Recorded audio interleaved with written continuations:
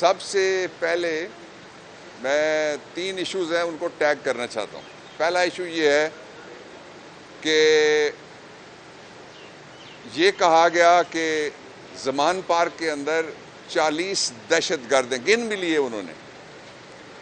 ये वो हुकूमत है जिसके दौर में कोई दहशतगर्द ऐसा नहीं पकड़ा गया या मारा गया जिसका ये नाम बता सकें, लेकिन उनको ये पता है कि 40 दहशतगर्द इमरान खान का जो घर, उसका साइज़ आपने देखा है, वो उसके अंदर छुप के बैठे हुए हैं।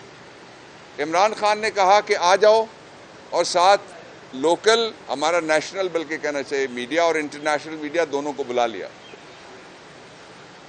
इस दौरान एक वाक़या हुआ जो पाकिस्तान के सारे लोगों की आंखें खोलने के लिए काफ़ी है, दुनिया की आंखें खुल गई हैं। नून लीग का लीडर एक टेलीविज़न पे बैठता है, वो कहता है अब वो छापा जो मारने का टाइम था वो गुजर गया।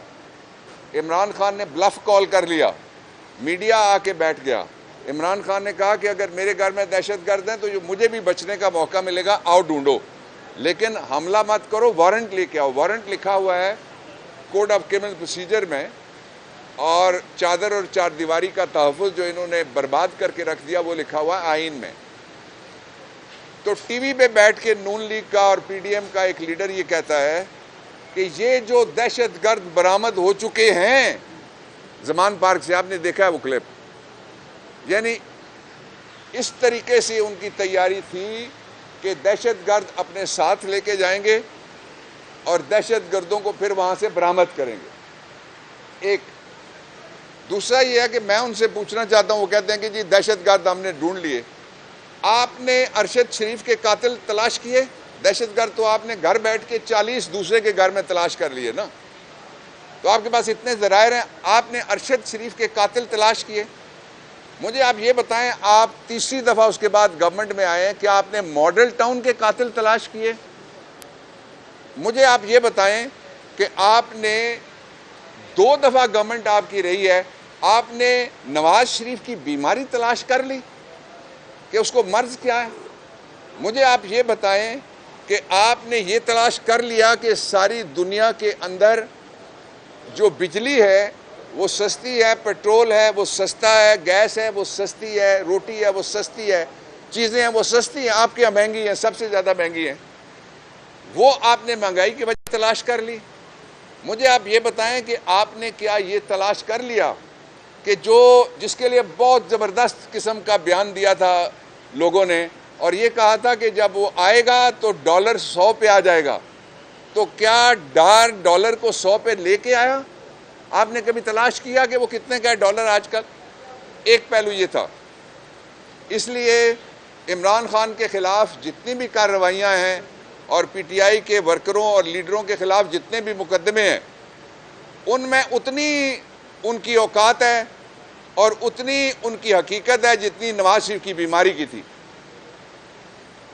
ये वो झूठ था नवाज शरीफ की बीमारी वाला, ये मुकदमों वाला भी झूठ है। इससे ना कोई डरेगा और ना कोई इमरान खान का साथ छोड़ेगा। कल एक सर्वे जो आया उसमें इस सारे जुल्म और काली रात के बावजूद 71% पाकिस्तान की आबादी ने यह कहा है कि अगला वोट हम इमरान खान को देंगे। दूसरा, मैं अब इसका पहलू आपके सामने रखना चाहता हूं। कुछ जो लोग हैं वो छोड़ के जा रहे हैं। ये कहा जा रहा है टेलीविजन पे, जो पहले छोड़ के गए उन्होंने कितना एक फ़र्क डाला जाके वो बैठे कि कोई और अगर परिंदा एक हरी शाख से उड़ के सूखे हुए बरगद के दरख्त के अंदर जो गिद्ध बैठे हुए हैं उनके साए में बैठेगा, उसकी क्या हैसियत रह जाएगी? और जाने वाले किसी पे तबसरा नहीं करता, हमारे कुलीग रहे हैं। एक प्रिंसिपल मैंने आपके सामने बयान किया है। मैं दूसरी बात आपको ये बताना चाहता हूँ कि जो जाएगा, टेस्टेड और ट्राइड पाकिस्तान की जो यूथ है, जिस तरह से मुराद शहीद को टिकट मिला था, जिस तरह से फ़रूख हबीब को टिकट मिला था, जिस तरह से अब उस्मान डार को टिकट मिला है, जिस तरह से सियालकोट के एक और जवान को जो लाहौर में रहता है उसको टिकट मिला है, जो यूथ है उसको टिकट मिलेंगे। नए चेहरे जो सामने आएंगे नई एनर्जी के साथ, वो नए हालात के लिए ज़्यादा फिट होंगे। इसलिए अगर किसी को गलतफहमी है कि पाकिस्तान तहरीक इंसाफ को तकसीम किया जा सकता है, मुख्तसर किया जा सकता है, -1 किया जा सकता है, दूर कर ले। तीसरी बात बहुत इंपॉर्टेंट है, ये कहा गया कि इमरान खान मुल्क छोड़ जाएंगे। ये कह कौन रहा है? जैली शेर कह रहा है, जो 2 दफा भागा है अपने कारकुन अकेले छोड़ के। उसको तो कारकुन रोकते हैं बाहर ना निकलो, वो बाहर निकलता है। वो असली मानों में अल्लाह के ऊपर तवक्कुल रखने वाला वो आदमी है। और हम भी आपके सामने खड़े हैं, पूरे शहर में हम मौजूद हैं, हर अदालत में हम जाते हैं। क्यों डरेंगे भाई? हमें डरा कौन सकता है?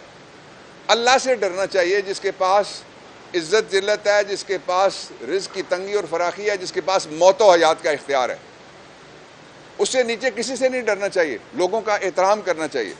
और मैं हैरान हूं कि एक ही मंत्रा चला हुआ है जी, इदारों की इज्जत करो। इदारों में क्या ये इदारा शामिल नहीं है जिस पे आप खड़े हैं और मैं खड़ा हूं? इसकी इज्जत ना करो। और फिर मैं इस तस्वर के खिलाफ हूं, कायदे आज़म ने यह कहा हुआ है, उन्होंने कहा कि इदारों की जिम्मेदारियां होती हैं इसलिए कि उनको तनख्वाह मिलती है। इज्जत लोगों की होती है जो तनख्वाह देते हैं। लोगों के आप कपड़े उतारें, लोगों को आप सड़कों पे घसीटें, लोगों के आप दरवाजे तोड़ें, और आप ये कहें कि आप बड़ी जमहूरी हुकूमत हैं। और फिर आखिरी जो मैं आपके सामने रखना चाहता हूं इशू, इसके ऊपर हम इसको चैलेंज करने लगे हैं, इसलिए कि जो 90 दिन के बाद जो हुकूमतें 90 दिन के बाद जो हुकूमतें अभी बैठी हुई हैं, वो आईन मुसलसल तोड़ रही हैं। और मुसलसल आईन तोड़ना मुसलसल संगीन गद्दारी है। ये मेरे लफ्ज़ नहीं, आईन के आर्टिकल 6 के लफ्ज़ हैं। और इन्होंने, इनका हौसला ज़रा देखना, वो तस्वीर आप लोगों ने चलाई है, मैंने देखी है, जिसमें यहाँ हमारी रेगुलर फौज, रेगुलर पुलिस नहीं खड़ी, एक प्राइवेट लश्कर है, उसमें एक आदमी ने ऊपर मोबाइल रखा हुआ है, नीचे डायरी रखी हुई है, उसके नीचे पता नहीं क्या रखा हुआ है, और साथ उसने एक पिस्टल लटकाया हुआ है, शराय दस्तूर पे है।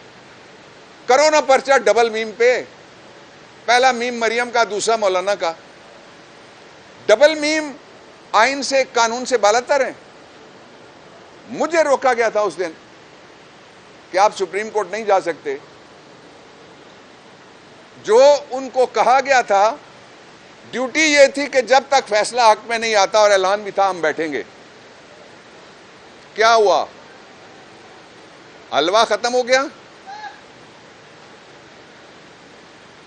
सरकारी हलवा था, हलवाई की दुकान पे दादाजी की खैरात हो रही थी, इसके बावजूद उठ के भाग गए। इनका कोई मुस्तकबिल नहीं है। इमरान खान वापस आ रहा है, आप इलेक्शन जल्द होता हुआ देखेंगे इंशाअल्लाह अज़ीज़।